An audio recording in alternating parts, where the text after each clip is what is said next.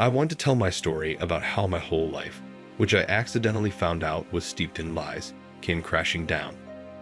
Until 3 months ago, I thought I was the happiest person in the world. Enjoyed life, was sure that I had the most that hated wonderful family, a faithful, loving wife, a beautiful little girl, although only she now does not allow me to finally break down. I married Angelina Early. She had just turned 18 and I was 22. A year later, our daughter was born. We named her Angelica. Even her and my wife have the same name. To be exact, from the wedding until that fateful day, 6 years had passed. We lived happily. We practically did not quarrel. I earned good money. During these years, I have made a good career, became the head of commercial department, but my family have never lacked attention and care. Every penny in the house, every free minute for my girls. Flowers and gifts for every, even the most insignificant occasion. Intimate life was great too. I still can't figure out the reasons why they did this to me. I'm trying to find the blame, primarily in myself, but I can't, without success. That day, 3 months ago, I remember every detail as if it were today. I woke up, had breakfast, my wife left for work later, took my daughter to daycare, went to work myself in high spirits. 2 hours later, my wife calls me and tells me that she took a pregnancy test this morning on an empty stomach, to be sure, and said it was positive. She even took a picture and sent me the 2 stripes. Said she called work, took the whole day off, now will go to the antenatal clinic to confirm the test. She will specify the terms, get registered, try to manage till lunchtime, and then cook something delicious. Not in the evening when I come home from work, we will celebrate. I was very happy about this news. At work I told my boss. He congratulated me on the new addition to the family and even let me go home early. I did not call my wife. I decided to surprise her. I did not think that the surprise was waiting only for me. I picked up my daughter from daycare and took her to my parents, telling them the news as well. They understood that my wife and I need to be alone. In the morning, my father promised to take my daughter to the daycare center himself. They were happy for us too. I bought a cake, a beautiful bouquet, champagne, and a gold pendant as a gift and hurried home. I opened the door silently, quietly. My wife was sitting in her room in front of the computer, chatting loudly with her friend on Skype. She didn't even hear me come in and stand outside the door. But the conversation I overheard threw me into the deepest shock. A friend said, "Well, tell me, Angelica, how far along?" Already the 4th week. Does Kostya know? And Kostya, friends, that's me. My wife answers, "Yes, I called him first." A friend says he's the only one. "Are you sure it's Kostya's baby?" Wife answers, "Of course, who else could it be? Nahumak and I haven't slept together for 2 months, and Max and I always use birth control." I told him that if I wanted any more children, they would only be from my husband. I told him a year and a half ago on the beach that I wasn't going to break up the family, and that he wouldn't count on anything serious. Girlfriend says, "What about that handsome guy from the show? I almost got busted trying to get you off in front of your hubby." Wife, "Oh please. Unconventional sex doesn't make babies." And they laughed. "Oh, Jilka, you're playing with fire. You have such a great husband. Tell me, what do you miss?" "If you don't love him," her wife interrupted her. "Now, don't give me a moralizing speech. Caroline, you're a saint." There she goes again. I love my husband very much. But this is the 21st century. In time, you have to be a friend. Love and sex are 2 different things. Not everything can be measured by money and sex. If I only wanted material gain, I would have taken Arkady Naumovich out of the family long ago and married him. He spends money like sunflower seeds, and he doesn't need much in bed. A friend asked. And Kostya? What does she need a wife for? What about Kostya? Kostya is my husband. He's the father of my future 2nd child and my daughter. We have a spiritual closeness. He's kindred to me. He fits me psychologically and to my heart. It's easy for me with him. That's why I love him. But you shouldn't confuse love and just sex. Besides, it's the kind of adventure that puts a twist on family life. It fuels it, so to speak. That's what they were talking about. If I had been stabbed with a red-hot bayonet under my shoulder blade that minute, I probably wouldn't have been so hurt and disgusted by what I heard. In that minute, as I stood listening to that conversation, I wanted only one thing: to die. It felt like an invisible hoop was squeezing my temples as well as my throat. It came up in rivulets. There was literally something ringing in my ears. Everything around me became not even black and white, but black and gray. I don't remember how I entered the room. She turned around frightened, and she knew from the look on my face that I had heard everything. Her reaction was like one of those cheap TV shows. "You've got it all wrong. It was a joke." Realizing that the case does not make a fool of me, only to add gasoline fire, fell to her knees and began to beg. Forgive me please, for the sake of my daughter, for the sake of the future child." Wrapped my legs, let me kiss my knees. Oh, how disgusting. I wanted to grab her by the hair and hit her head on the floor. But apparently paternal instinct took over and confined myself to smacking her with a bouquet. Then he took the wedding ring off her finger and threw it in her face too. Then ran out and ran home to my parents. He almost got into an accident twice. I stopped at the nearest supermarket and bought 3 bottles of vodka and juice. When he arrived at his parents' house, he went up to the 2nd floor of the house, yelled at his daughter, and was rude to his father. Then I hugged Leica, apologized, kissed her, told her that I loved her very much. I closed myself in my room and drank stupidly. Here bought like water. From the first bottle, was not even intoxicated. Called the chief, asked for a couple of days off. He asked what happened. I told him I'd explain later. He gave me a couple of days off in addition to the weekend. 4 days would be enough time to recover. I started drinking the 3rd bottle of vodka and passed out. For 2 days, I didn't let anyone in, sobbing and staring at one point.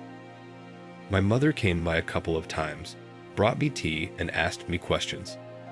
He wouldn't tell his parents anything. Not yet.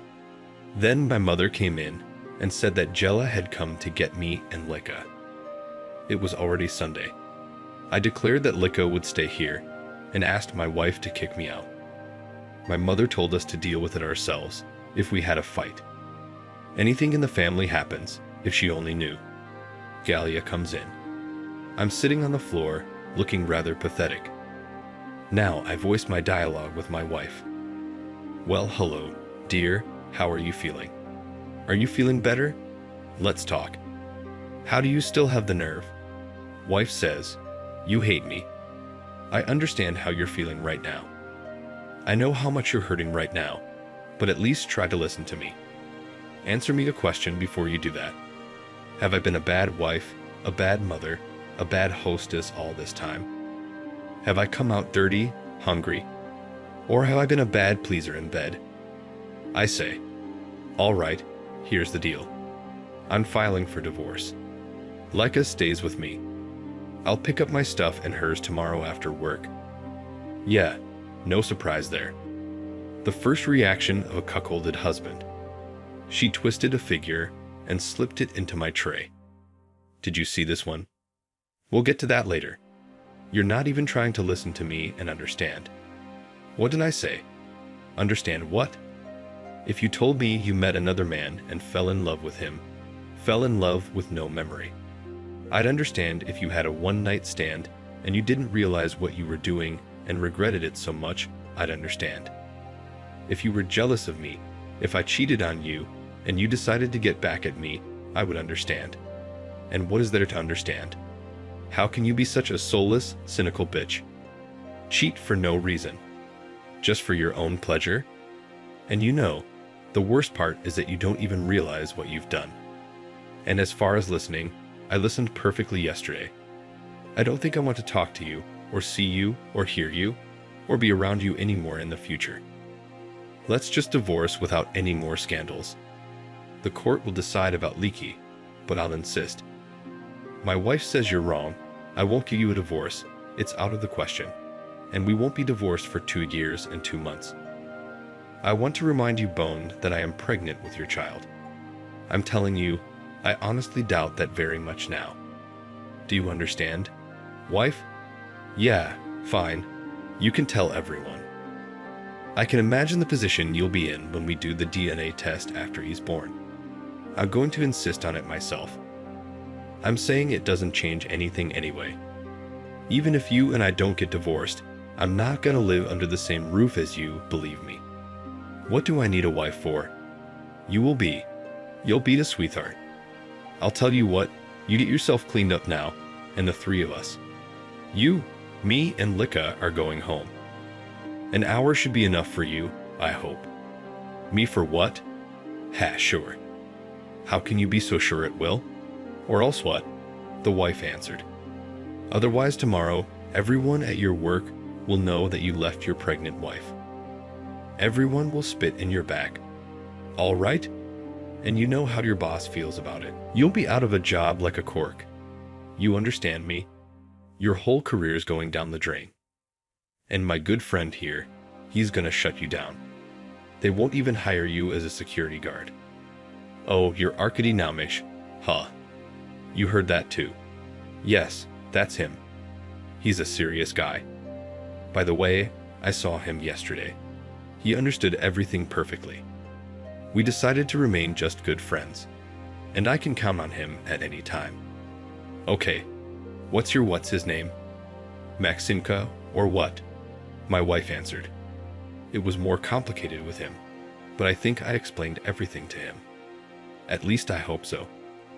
I hope that he won't show up again. Get it through your head that you're all I need. All right, come on, let's get ready. Know that if I go home without you now, tomorrow it's on me. I'll turn everybody against you. And if everyone finds out why, my wife says, I don't think you'll tell anyone.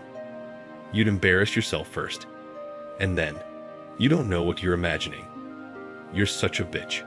The wife says, I don't think you should insult your pregnant wife. Although I do deserve a lot of words, that's a fact. Okay, you got it. But you know very well that the old relationship after all, you and I will never have. Neither will our old lives. I'm sorry, I'll never be able to talk to you. And you don't need my treatment, do you? Go ahead, say it. You don't think what you've done all this time is an abomination. You're not even remorseful about it. Look, these are your attitudes, your views on family relationships. People like you, well, how can I tell you, they don't change. You look at the world differently, completely different. That's all you are, that's the whole reason. Wife replies, you and I will have 2 years and 2 months. Either they will change for you or for me. If after that you want a divorce, I'll let you go. In the meantime, let's not get carried away, okay? Come on, I'm waiting. We'll talk at home. Remember, there's no more us. And I have nothing to talk to you about either. I'm interested in you, only as long as you're carrying my baby.